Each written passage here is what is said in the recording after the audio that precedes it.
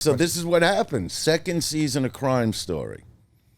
All right, we're shooting the day, like in Casino, how they blew Robert De Niro. They blew up his car. Right. Okay, in Crime Story, I got blown out of a car. So they have me in a cast. Right. Like from the waist up. And Michael Mann's directing, and it was the only episode he directed in 2 seasons of Crime Story. And the word on the street was they're going to cancel Crime Story because of ratings. So I go over to Michael Mann and I go, we really need to talk. You can't cancel the show. And he goes, all right, when we take a break, me and you are going to go get coffee. So he puts me in his Trans Am, and it was the old Vegas that we knew with the dunes. And right. He was cutting through the desert in his Trans Am, and I'm wearing a cast like this in the car. And we go to the pepper mill. So we're having coffee, and he's looking at me, and I'm 20. I'm 20. How old am I? In your 20s. No, I'm 29 years old. Okay. Okay, it's the second, because I got Crime Story 27. And he goes, all right, tell me why I can't cancel the show. He goes, number one, Dice, it's a very expensive show to film. Now, think of this, $500,000 an episode. What would that, you couldn't shoot anything like that today. This was a 1960, today it would cost like $8 million an episode to do that. But he would have no say over whether it's canceled or not. It's the network. No, it was the network, and it was with New World, who put up the money. He goes, It's an expensive show. Nobody has really catapulted, like the covers of magazines, all that. Mm-hmm. Like when David Caruso got, let's say, NYPD Blue, and he's on every magazine cover. Right. All right. So I'm looking at him, smoking through the cast, drinking coffee. I go, listen to me. I go, I'm going to tell you a little secret that you don't know.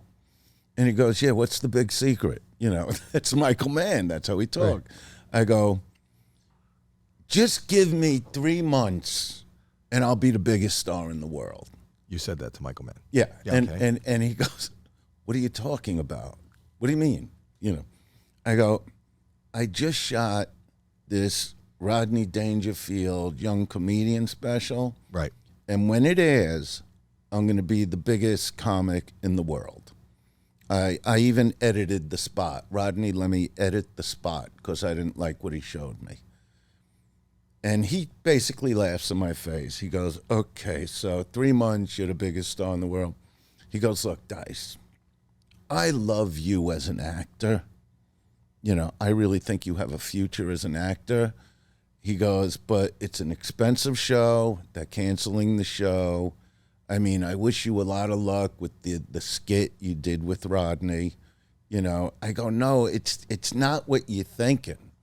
I go, this is something that's never happened before in the world of stand-up, And I even took out an ad in Variety 2 days before the special aired.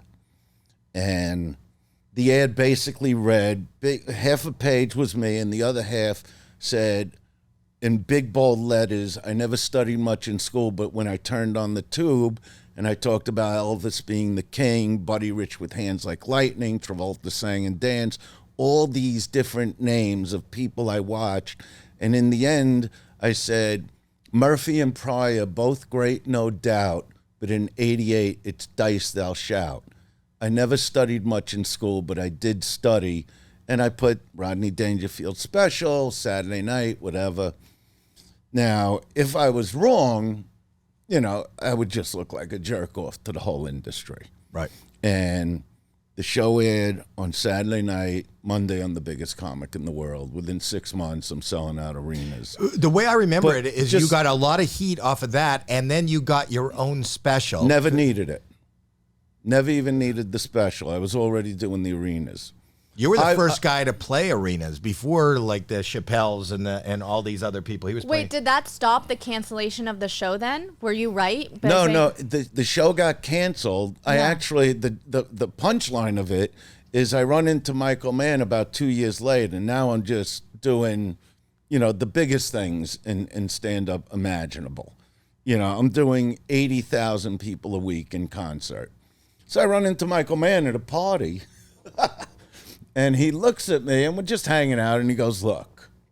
He goes, whatever his age, he was like 40-something years old, you know. And he goes, if some kid came over to you and go, give me 3 months, I'll be the biggest star in the world, wouldn't you laugh in his face like I did? And I go, yeah, it makes a point. I just knew what was coming, you know. So I always knew what I was supposed to do in my career.